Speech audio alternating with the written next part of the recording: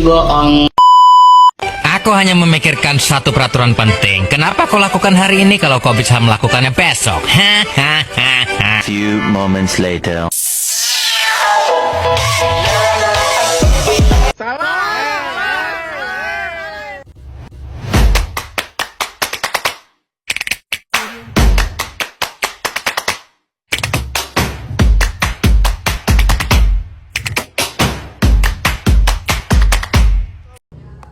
Assalamualaikum warahmatullahi wabarakatuh. Kepada yang terhormat Ibu Ratu Ayu Primi Putri Rakamania Suharja Maja Eshum MMCH CHT selaku dosen pengampu mata kuliah manajemen kinerja serta rekan-rekan sekalian. Perkenalkan, nama saya Siva Salsabila dengan NIM 612012304046 dari kelas era 7 Program Studi Manajemen Fakultas Ekonomi dan Bisnis Akademik 2024 sampai dengan 2025. Ini saya akan membedah sebuah mahakarya manajemen kinerja global yang berjudul Dekonstruksi Sistem OKR atau Objective and Key Results Google dan replikasi bagi akselerasi kinerja organisasi. Sebelum lanjut ke penjelasan, kita tonton video berikut. Ada kantor Google Indonesia. Hari ini gue akan main ke kantor Google. Ayo kita jelajah arsitektur. Lihat kantor Google itu kayak gimana. Ini ada event AI Day. Nanti kita bakal lihat juga eventnya sama main games gitu. Ini ada fitur-fitur AI yang bisa dipakai.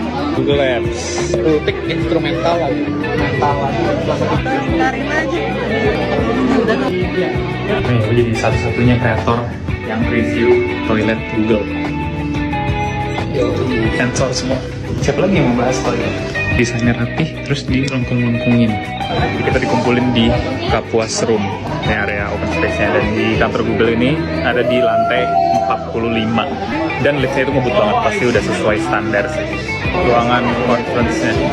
Wah, nanti People start to be given value.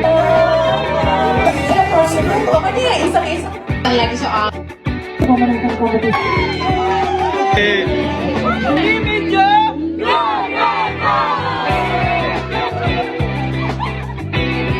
Jadi itu dia kantor Google, eventnya asik banget. Dan gue akan latihan pakai Lumini buat bantuin segala project yang gue jalani. Komen siapa kreator favorit lo yang masuk di video.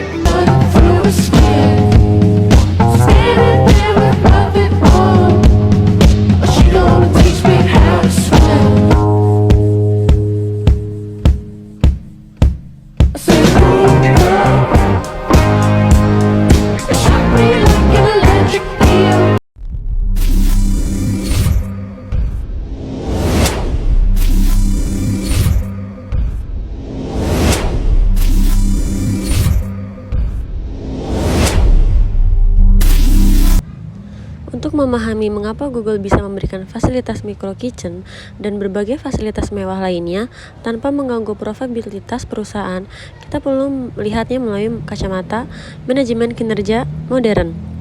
Yaitu, banyak orang bertanya apakah Google sedang membuang-buang uang dengan menyediakan micro kitchen, energi pot, hingga lapangan olahraga bagi karyawan. Nah, untuk jawabannya, tidak. Bagi Google, ini bukan sekadar biaya operasional, melainkan sebuah investasi strategis dalam manajemen kinerja. Menurut analisis utamanya, yaitu yang pertama ada strategi frictionless working atau bekerja tanpa hambatan, yaitu fasilitas seperti micro kitchen yang tersebar di berbagai sudut kantor bertujuan untuk mengurangi waktu hilang karyawan. Saat karyawan tidak perlu keluar gedung untuk mencari makan atau kopi, mereka tetap berada dalam zona produktif dan memiliki lebih banyak waktu untuk berkolaborasi dengan rekan kerja di area komunal. Satu, membangun spontaneous collaboration. Micro kitchen bukan hanya tempat mengambil makanan, tapi tempat bertemu atau closing open. Google percaya bahwa inovasi sering lahir dari percakapan santai di dekat mesin kopi antara dua orang dari divisi yang berbeda. Ini adalah strategi untuk membongkar sekat-sekat departemen atau silo agar ide mengalir bebas. Selanjutnya ada investasi pada well-being untuk performance.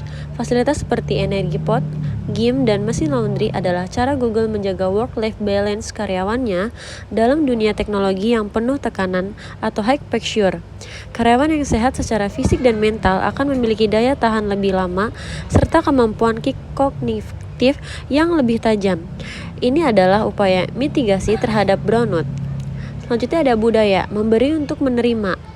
Bentuk reciprocity atau timbal balik, Google memberikan kebebasan dan fasilitas terbaik, dan sebagai gantinya, perusahaan menuntut akuntabilitas penuh melalui sistem OKR atau Objective dan Key Result. Fasilitas mewah adalah dukungan support system, sedangkan OKR adalah penggerak atau driver.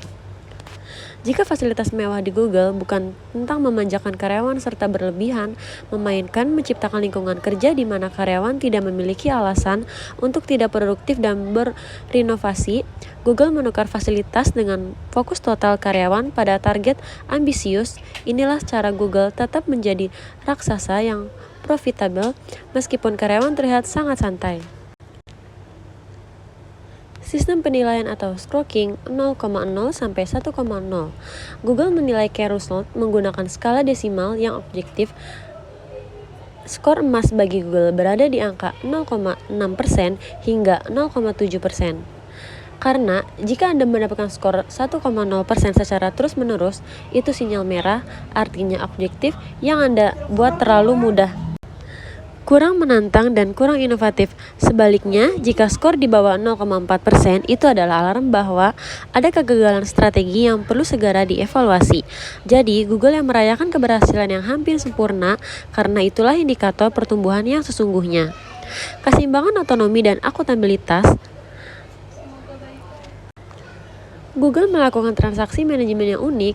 Mereka menukar kebebasan itu dengan akuntabilitas mutlak. Di Google, Anda bebas memilih cara kerja Anda, bahkan bebas tidur di kantor jika itu yang membuat Anda produktif asal target. Otonomi ini bukan untuk santai, melainkan untuk memberikan ruang bagi talenta terbaik bekerja dengan cara mereka sendiri demi mencapai hasil maksimal. Terakhir, sistem OKR di Google ini tidak akan berjalan di ruang hampa, maka digerakkan oleh pilar CVR, yaitu conversation atau percakapan, diskusi rutin yang jujur antara manajer dan tim untuk memastikan jalur eksekusi tetap di jalurnya. Yang kedua ada feedback, umpan balik, budaya preview review yang konstruktif antar rekan kerja, di mana semua orang berani saling mengoreksi demi kualitas pekerja. Terakhir ada recognition atau apresiasi langsung atas setiap pencapaian target. CVR adalah bahan bakar bagi OKR tanpa percakapan dan umpan balik. OKR hanyalah deretan angka di atas kertas. Dengan CVR, OKR menjadi sistem yang hidup dan adaptif. 3 rekomendasi strategis untuk transformasi manajemen kinerja. Yang pertama ada shift dari budaya absensi ke budaya output, outcome based culture. Banyak perusahaan di wilayah kita masih mengukur kinerja berdasarkan durasi kehadiran, jam datang, dan jam pulang. Google mengajarkan bahwa kinerja sejati diukur dari key result yang tercapai. Perusahaan di Banten harus mulai berani memberikan fleksibilitas terukur dengan manurah kepercayaan penuh pada SDM-nya berdasarkan hasil akhir, bukan sekedar kehadiran fisik.